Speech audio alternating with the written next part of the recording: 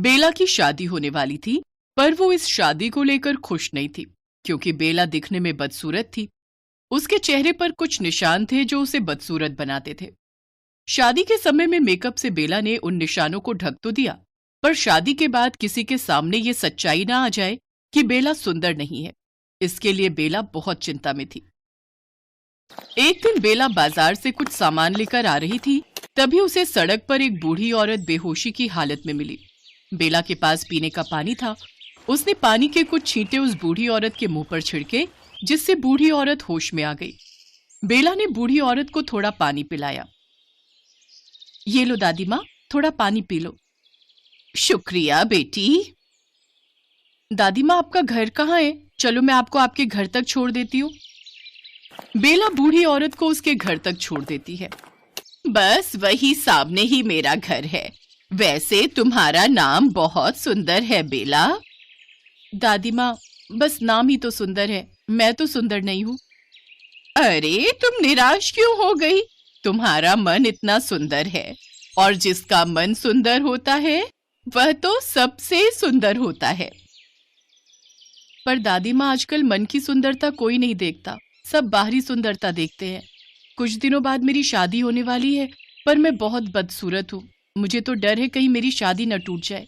मेरी सच्चाई मेरे ससुराल वालों को पता चल गई कि मैं बदसूरत हूँ, तो कहीं उन्होंने मुझे अस्वीकार कर दिया तो मैं क्या करूंगी? मेरे माता पिता बहुत दुखी हो जाएंगे। बेला रोने लगती है। तभी वो बूढ़ी औरत बेला को एक आईना देती है। आईने में बीच में एक दरार थी और वो बहुत पुराना और बदसूरत आईना था। बेला, एक बार इस आईने में अपने आप को देखो। पर ये आईना तो बहुत बदसूरत है दादी माँ, इसमें तो मेरा चेहरा साफ दिखाई भी नहीं देगा। बेटी, शायद मुझे तुम्हें अपनी सच्चाई बतानी ही होगी। मैं एक जादूगरनी हूँ। बहुत सालों पहले मैंने अपने पति के साथ मिलकर एक बहुत बड़े जादूगर से जादुई विद्याओं का ज्ञान लिया था। पर कुछ सालों पहले मेरे पति के देहांत के बाद मैंने जादू करना छोड़ दिया, और तब से यही अपना गुजर बसर कर रही हूँ। ये जादुई आईना मेरे पति की निशानी है। उन्होंने अपनी जादुई विद्याओं से इस आईने को जादुई बना दिया था। इस आईने में व्यक्ति की सच्चाई के अनुरूप ही उसका रूप हो जाता है। जैसा जिसका मन होगा वैसा ही रूप ये आईना बना देगा। मुझे पूरा यकीन है कि तुम इस आईने में देखोगी तो तुम बहुत खूबसूरत हो जाओगी। बूढ़ी औरत के कहने पर बेला उस बदसूरत आईने में देखती है तो वह दंग रह जाती है। सचमुच उस बदसूरत आईने में देखकर बेला बहुत खूबसूरत हो गई थी। दादी माँ, मैं कितनी सुंदर हो गई। बहुत बहुत शुक्रिया दादी माँ, मैं कितनी खूबसूरत लग रही हूँ। बेटी, इस आईने ने तो तुम्हारी सच्ची सुंदरता को ही दिखाया है। जैसी तुम हो वैसा ही तुम्हारा रूप बनाया है। अब से इस आईने को अपने साथ रखना। रोजाना इस आईने में देखना। तुम हमेशा अपने स्वभाव की तरह ही खूबसूरत लगोगी। बेला उस बूढ़ी जादूगरनी को धन्यवाद कहकर वो आईना लेकर घर आ जाती है और खुशी खुशी शादी के बाद अपने ससुराल विदा होती है। शादी के बाद बेला उस बदसूरत आईने में अपने आप को देखा करती थी। एक दिन उसकी जेठानी ने बेला को उस आईने में अपना रूप देखकर तैयार होते हुए देखा। अरे बेला, तुम्हारा आईना तो बहुत बदसूरत है। तुम इसमें अपने आप को देखकर कैसे तैयार हो जाती हो? मैं तुम्हें नया आईना ला देती हूँ। मैं अभी माँ जी को बोलती हूँ कि तुम्हारे लिए नया आईना लाएं। नहीं नहीं भाभी, वो ये आईना ना मुझे किसी ने उपहार में दिया था। ये किसी की निशानी है, इसलिए मुझे ये बहुत पसंद है। और आप तो जानती ही हो कि किसी का दिया हुआ उपहार हमें कितना प्रिय होता है। इसलिए मैं इस आईने को हमेशा अपने पास ही रखती हूँ। जब जरूरत होगी तब मैं नया ले लूंगी। अच्छा चलो ठीक है, जैसी तुम्हारी मर्जी। पर बेला की जेठानी कहाँ मानने वाली थी। उसने बदसूरत आईने की बात अपनी सास को बता दी।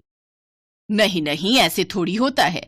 नई नई बहू है बेला, उसे तो बढ़िया खूबसूरत आईने में अपना खूबसूरत रूप देखना चाहिए। एक काम करो, तुम उसके कमरे से वो बदसूरत आईना उठाकर ले आओ और वो जो हमने उसे दहेज में दिया था, बोलना उस आईने में अपना रूप देखा करे। बताओ जरा, इतना बेकार आईना अपने पास संभाल कर रखे बैठी है।